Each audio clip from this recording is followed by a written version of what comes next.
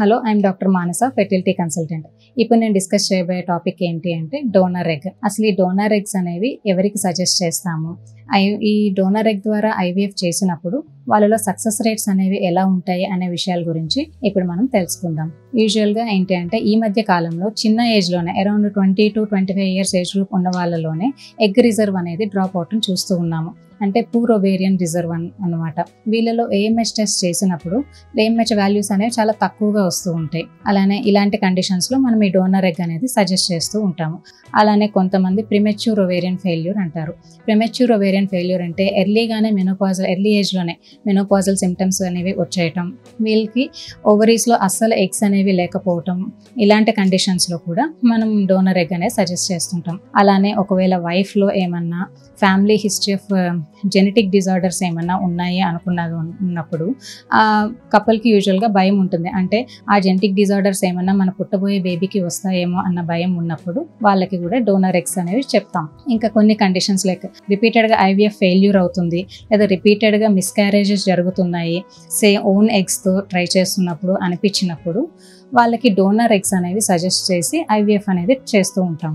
So యూజువల్గా ఈ donor eggs అనేవి డోనర్ని ఎలా సెలెక్ట్ చేస్తాము అంటే యూజువల్గా ఈ donors around the age group 25 to 30 years మధ్యలో ఉన్న వాళ్ళని తీసుకుంటాం. అలానే ఐడియల్ బిఎంఐ ఉండేటట్టు, అంటే మరీ సన్నగా ఉన్న వాళ్ళు కాదు, లేదా మరీ లావుగా ఉండే వాళ్ళు కాకుండా ఒక ఐడియల్ బాడీ వెయిట్ ఉండే వాళ్ళని తీసుకుంటాం. ఇలా తీసుకున్న డోనర్కి ఎవాల్యుయేషన్ అనేది చేస్తాం. లైక్ వాళ్ళకి హార్మోనల్ ప్రొఫైల్ ఎలా ఉంది, లేదా వాళ్ళకి అదర్ మెడికల్ టెస్ట్ అన్నీ కూడా చేసి జెనెటిక్ డిజార్డర్స్ ఏమైనా ఉన్నాయా లేదా, అదర్ హెల్త్ రిలేటెడ్ ఇష్యూస్ ఏమైనా ఉన్నాయా లేదా అనేది ప్రాపర్గా ఎగ్జామిన్ చేసుకుంటాం. ఇలా రిపోర్ట్స్ అన్నీ నార్మల్ వచ్చి ఉండాలి.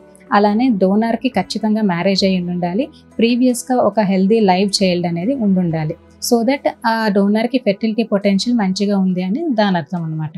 సో ఇలా డోనర్ని సెలెక్ట్ చేసుకున్న తర్వాత వాళ్ళలో ఎగ్ రిజర్వ్ ఎలా ఉంది అనేది కూడా చూసుకుంటాం. ఈచ్ ఓవరీలో సఫిషియంట్ నెంబర్ ఆఫ్ ఎగ్స్ ఉన్నాయా లేదా అనేది కూడా చూసుకుంటూ ఉంటాం. సో ఇలా డోనర్ని సెలెక్ట్ చేసుకున్న తర్వాత వాళ్ళకి ఐవీఎఫ్ పద్ధతి ద్వారా, అంటే డేట్ వచ్చిన తర్వాత ఓవేరియన్ స్టిమ్యులేషన్ అనేది స్టార్ట్ చేస్తాం. డేట్ వచ్చిన దగ్గర నుంచి ఒక 10 days 8 to 10 days మనం ఇంజెక్షన్స్ ఇచ్చి ఎగ్స్ అనేవి గ్రో చేసి ఎగ్ పికప్ అనేది చేస్తాం.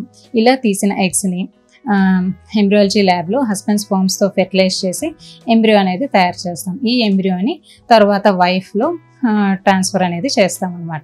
ఇలా చేసినప్పుడు ఏమవుతుంది అంటే తన సెల్ఫ్గా వెళ్ళే ఓన్ ఎగ్స్తో చేసిన ఐవీఎఫ్ సైకిల్ కంటే కూడా డోనర్ ఎగ్స్తో చేసిన సైకిల్స్లో సక్సెస్ రేట్ అనేది చాలా బెటర్గా ఉండినట్టు ప్రూవ్ అయింది. అలానే ప్రెగ్నెన్సీ రేట్స్ కూడా, హెల్దీ ప్రెగ్నెన్సీ రేట్స్ కూడా ఎక్కువగా వచ్చినట్టు తెలుస్తుంది. Thank you.